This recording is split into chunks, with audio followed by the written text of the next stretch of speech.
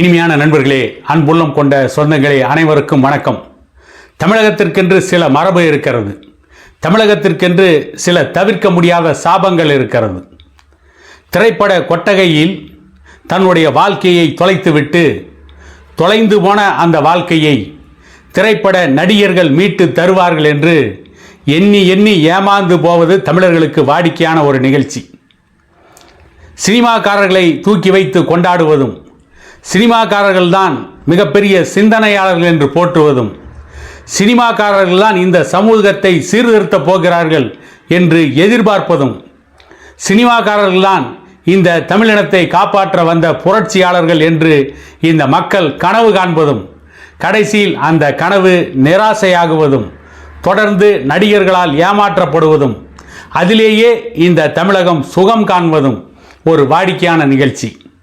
அதே நேரத்தில் போராளிகளை புறம் தள்ளுவதும், போராளிகளை கண்டுகொள்ளாமல் இருப்பதும், போராளிகளின் மீது அவதூறான விமர்சனங்களை கிளப்புவதும் தமிழ்நாட்டிற்கு இன்னொரு வாடிக்கை. இவ்வளவு பீடிகை ஏன் போடுகிறேன் என்று கேட்டால், மதுரையிலே நடிகர் விஜய் நடத்துகின்ற தமிழக வெற்றி கழக மாநாடு. அவர் கட்சியை ஆரம்பித்தார். அவருக்கு மாநாடு நடத்துவதற்கு அனைத்து உரிமையும் இருக்கிறது. ஜனநாயகம் அந்த உரிமையை தந்திருக்கிறது. யார் வேண்டுமானாலும் கட்சி ஆரம்பிக்கலாம், கட்சி நடத்தலாம். ஆனால் அவருடைய கொள்கை என்ன, சித்தாந்தம் என்ன, அதன் அடிப்படையில் அவர்கள் தெளிவாக இருக்கிறார்களா? ஒரு தேர்தலை நோக்கி மட்டும் கட்சியை நடத்தலாமா என்று 1000 கேள்விகள் இருக்கிறது. முதலில் விக்கிரவாண்டியில் மாநாடு நடத்தினார். அந்த மாநாடே பல்வேறு விமர்சனங்களுக்கு உள்ளானது. அந்த மாநாட்டில் குடிநீர் பற்றாக்குறை ஏற்பட்டது என்று பல விமர்சனங்கள் வந்தது. இருந்த பொழுதிலும் கூட இன்றைக்கு தமிழ்நாட்டிலே இருக்கின்ற ஊடகங்கள், முக்கிய ஊடகங்கள், இன்றைக்கு விஜய் அவர்கள் நடத்துகின்ற, மதுரையில் நடத்துகின்ற மாநாட்டை மிக பெரிய அளவிலே விளம்பரம் செய்து கொண்டிருக்கிறார்கள். நேற்றிலிருந்தே அந்த விஜய் மாநாட்டை பற்றித்தான் பேசிக்கொண்டிருக்கிறார்கள். இன்றைக்கு துணை ஜனாதிபதி தேர்தலுக்கு பாரதிய ஜனதா கட்சியின் வேட்பாளர், தமிழகத்தை சார்ந்த சிபி ராதாகிருஷ்ணன் வேட்புமனு தாக்கல் செய்திருக்கிறார்.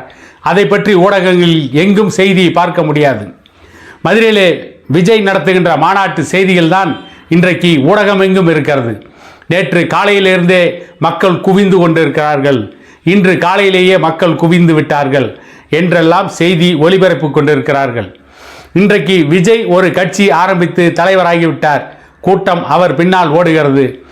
நாளையே நடிகை திரிசா ஒரு கட்சி ஆரம்பித்து அவர் ஒரு மாநாடு நடத்தினால் அவர் பின்னாலும் கூட்டம் ஓடும். இதுதான் தமிழகத்திற்கு வாடிக்கை. வாடிக்கை மட்டுமில்லை, தமிழக மக்கள் ஒட்டுமொத்தமாக மற்ற மாநிலங்களுக்கு நடத்தி காட்டுகின்ற வேடிக்கையும் கூட.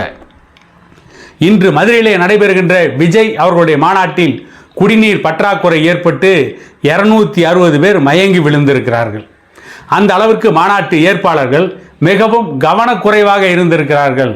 மாநாட்டிற்கு எப்போதிருந்து மக்கள் வருவார்கள், மாநாட்டில் எவ்வளவு பேர் கூடுவார்கள், அவர்களுக்கு எவ்வளவு குடிநீர் தேவை, அந்த குடிநீரை எப்படி தங்குதடை இல்லாமல் விநியோகிக்க வேண்டும் என்று அந்த மாநாட்டை ஏற்பாடு செய்தவர்கள், முன்னின்று அந்த மாநாட்டை நடத்துவதற்காக நியமிக்கப்பட்டவர்கள், அப்படி எந்த புரிதலும் இல்லாமல் வெறும் திரைப்படத்தை மட்டுமே அவர்களும் பார்த்திருந்த காரணத்தால் ஒரு மாநாட்டை எப்படி பாதுகாப்பாக நடத்த வேண்டும், எப்படி அந்த மாநாட்டிற்கு வருகின்ற மக்களுக்கு பாதுகாப்பை கொடுக்க வேண்டும், அவருடைய குடிநீர் தேவையை எப்படி பூர்த்தி செய்ய வேண்டும் என்றெல்லாம் அவர்கள் திட்டமிடாமல் கவனக்குறைவாக, இன்னும் சொல்ல போனால் மிக மிக கவனக்குறைவாக இருந்ததன் விளைவு இன்று 3 மணிக்கு வந்த செய்தியே 260 பேர் மயங்கி விழுந்திருக்கிறார்கள். இன்னும் பலர் மயங்கி விழுவார்கள். குழந்தைகளோடு மாநாட்டிற்கு வந்திருக்கிறார்கள். குழந்தைகளோடு வருபவர்கள் அமர்வதற்கென்று ஒரு சரியான பாதுகாப்பான இடத்தை ஏற்பாடு செய்திருக்க வேண்டும். நல்ல காற்றோட்ட வசதியை அங்கே செய்து கொடுத்திருக்க வேண்டும். அப்படி எதையும் செய்யாமல் ஏதோ மாநாடு நடத்துகிறோம், கூட்டத்தை கூட்டினோம், கூட்டத்தை காட்டிவிட்டோம், அடுத்து தமிழ்நாட்டில் நாங்கள் தான் ஆட்சியை பிடிக்கப் போகிறோம், அடுத்து விஜய் தான் முதலமைச்சராக வரப்போகிறார், எங்களோடு வருகிறவர்கள் மட்டும்தான் வெற்றி பெறுவார்கள், மற்றவர்கள் எல்லாம் தோல்வியை சந்திப்பார்கள் என்று வெறும் வாய்ச்சவடால் அடிப்பதில் எந்த ஒரு பிரயோஜனமும் இருக்கப் போவதில்லை.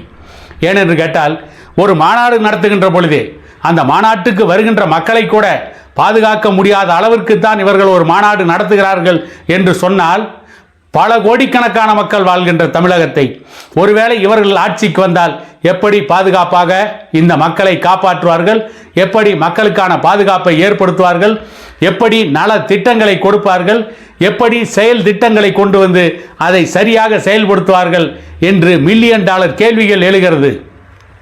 இவர்கள் கட்சியின் மாநாட்டை இவர்கள் சரியாக நடத்த முடியவில்லை, பாதுகாப்பு ஏற்பாடுகளை கவனிக்க முடியவில்லை.